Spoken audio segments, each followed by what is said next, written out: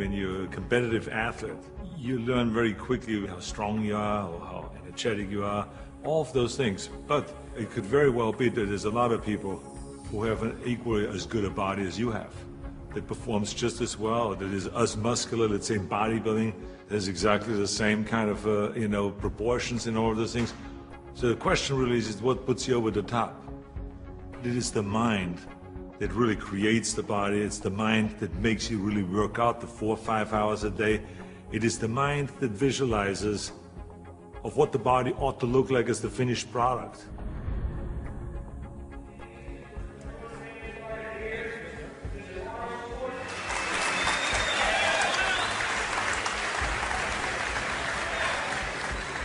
Hello everybody. For the last 2 years, I've been doing exhibitions like this all over California in various institutions, in prisons, in hospitals and so on. And I've been having a great time, and it's a very satisfying thing for me to do, to spend one day every month to come to one of those places and to help the guys with their training and so on. When I used to do seminars on how to become a champion, I would always ask people, why do you want to be a champion? Or what do you want to accomplish? Why are you training? And they will, if a guy will get up and he will say, well, I want to train because I think that if I get muscular and I feel like I'm getting the kind of definition, then I maybe can enter a bodybuilding competition. I said, sit down. I said, if you think this way, you're going to be a loser.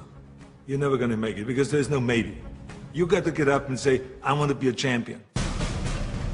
And I do whatever it takes, the amount of hours it takes, the posing, the this, the that, the visualization, looking at training footage, looking at motivational books, reading this, reading, whatever it takes, I would do. That's the answer I want to hear from you. You can detect right away those that are going to be shaky and that will fall behind and they will not go all the way, and those that are very hungry. And that hunger you have to develop because you have to create a goal for yourself, whatever that may be, a short-term goal and a long-term goal, and you got to go after that. And if you do not see it, and if you do not believe it, who else will? The body is very important, but the mind is more important than the body. You have to visualize what that body ought to look like in order to make it win, because that's what creates then the will that you need to go to the gym every day. The will that makes you go into the 4 steps, the will that makes you go beyond when you do your 500-pound reps in the squats and you can't do another rep and your body is shaking. It's the will that makes you go one more time down and struggle up one more time. And so it's all of this, so the mental aspect that motivates you and that makes the difference between you being in the gym full of joy and looking forward to doing that extra rep and looking forward to doing those extra 100 reps in the sit-ups and working past the pain barriers. That all is the mind. That's not the body. So this is why I think the body is very important, but the mind is more important than the body. So you got to go to the gym and feel like every rep that you do is getting you one step closer to that goal, to make that vision that you have turn into reality. And that's why when you look at pumping iron, for instance, you can see that we always had great joy in the gymnasium. And people always were saying, why would you laugh and have a good time? You're working at 5 hours. Well, we did because I knew that every workout, every 5 hours would get me closer to becoming the Mr. Olympia or the Mr. Universe or the Mr. World and all those things. And I think that if you think that along the way you're not going to fail, then you're blind. Because there's no one that I've ever met, no matter how successful they are, that haven't said that they had their failures along the way. You have to. I mean, the only way that you really know that you can lift 500 pounds is if you're willing to fail. So if you're afraid of failure, then you will never grow. The people that grow the furthest are the people that really don't care.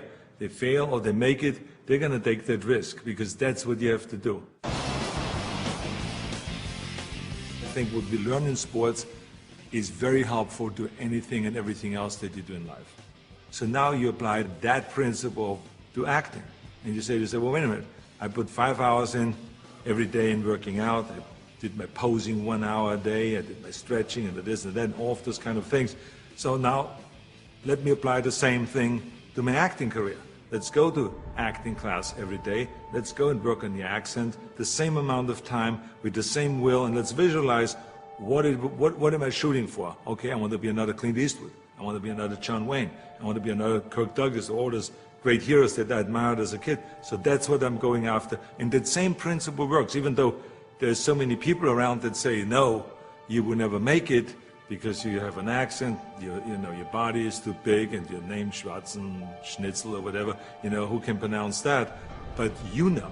It doesn't matter if anyone else knows and if anyone else believes in it, but you know. And that you know that that principle of visualizing yourself as a star will work, and all you have to do now is go towards that vision. I've retired from bodybuilding in 1975, and I signed a series of Conan movies. Here I was, big studio behind you, budget $20 million, of course, which was in those days is an equivalent of today, $150 million. I was going to Australia to be a judge at the Mr. Olympia competition. But then all of a sudden, I thought, you know, I should compete.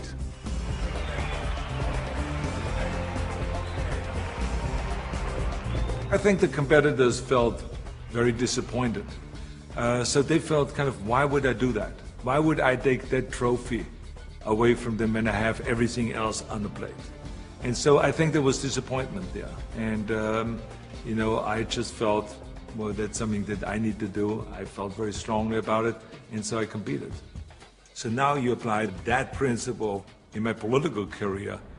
This historic election has come about because there's a tremendous disconnect between the people of California and the leaders of California. I'm running for governor to lead a movement for change. I want to be the people's governor. I will work honestly, without fear or favor, to do what is right for all Californians.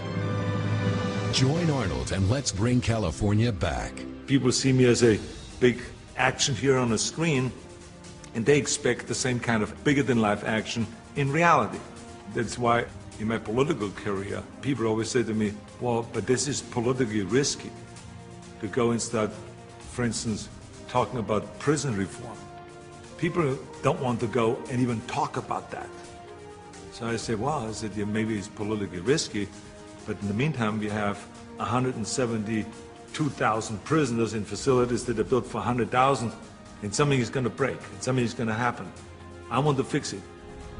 I feel very strong that I can bring people together. I feel very strong that I could unite Democrats and Republicans, you know, all of those things. And I knew exactly what needed to be done to turn the economy around, to bring jobs back, to bring businesses back, to reform, you know, workers' compensation, to do all of those things. I knew there's certain things that we have to do to turn the economy around and to make people in California feel like that this is, in fact, a golden state. And true enough, after I have announced, and after I ran, and after I won, you know, all of the things that I've planned became a reality.